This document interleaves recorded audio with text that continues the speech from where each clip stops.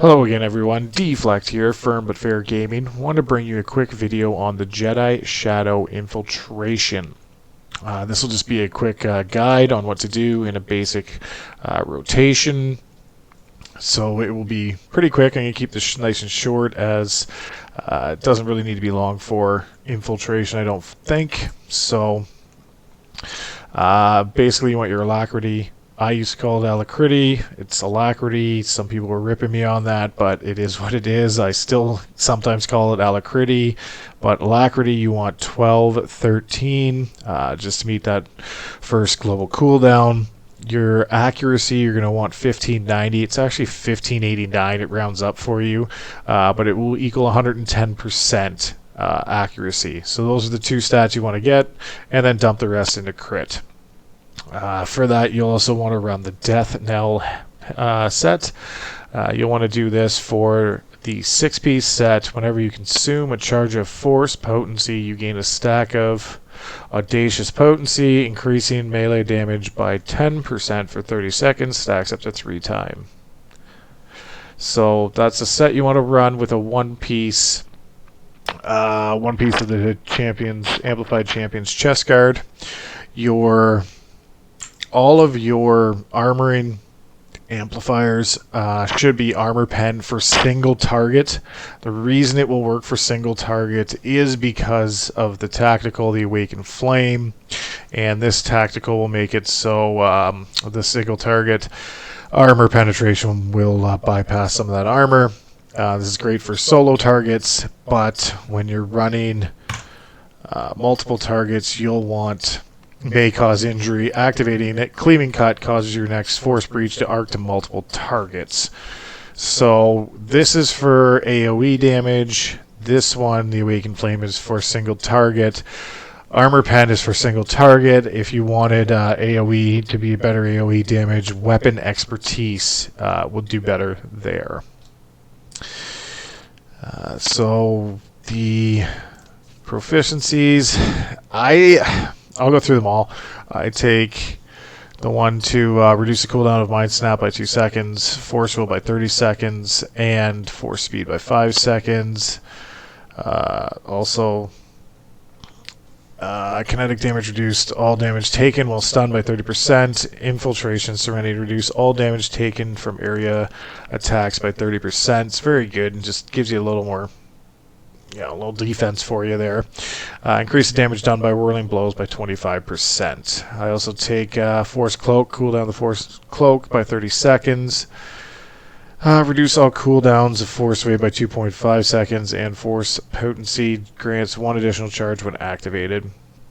Activating Project or the Blast, or increase your movement speed by 50% for 9 seconds. Can not occur more than once every 18 seconds. Here's the two that you really want down here.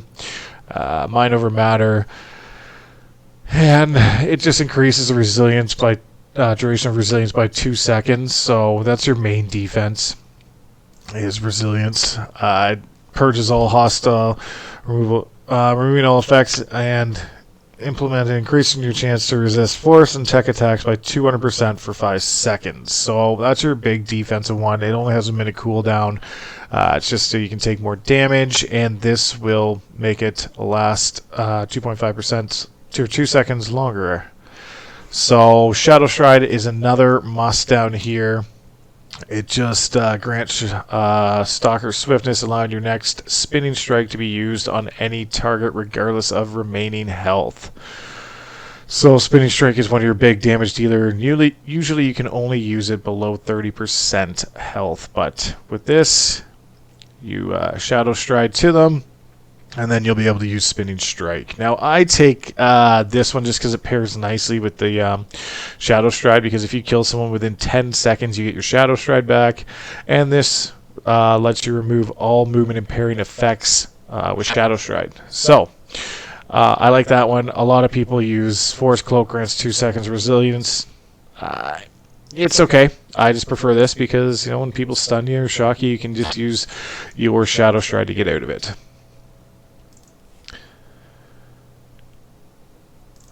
so we've gone through the armor. Just augments, you have to use what's best for you to reach, the 1213 and the 1590, and then dump the rest in the crit. So that's the gear set you want to run. The armor pen for single target damage will be your amplifier on your armoring. Your amplifier on your mods doesn't matter, whatever you want. And then just a basic rotation for when you're doing it. Force potency. We'll bring up Force Breach, Shadow Stride, Force Breach. You can use Battle Readiness. Then Psychokinetic Blast. Then you want Vaulting Slash, Shadow Strike. I didn't do it quick enough because this still should have been lit up, so I'm kind of going through it slow. But then you'd want Spinning Strike, Blast, Breach, and then your Clairvoyant Strikes, and back to the Blast. So that's kind of the basic one, and if I would have done it quicker, you would have got in a Spinning Strike, so that will be just a basic opener, and then you'll prioritize after that. Prioritize Force Breach, Blast, Vaulting Slash, Spinning Strike, Shadow Strike, and Clairvoyant Strike then.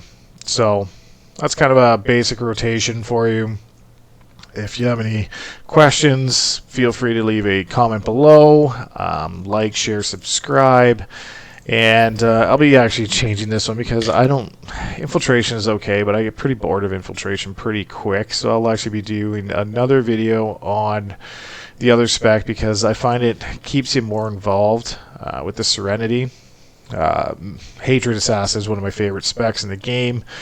So its counterpart Serenity will be good. I just enjoy playing it, the dot aspect, and changing over targets, and you can do some massive AoE damage. It's not as good at burst damage. It's not good at burst damage, but it's not as good at solo damage as Infiltration. But I find I'm doing a lot more AoE damage than single target damage anyway. So that's what I'll be doing next, and stay tuned for a video on the Serenity Shadow.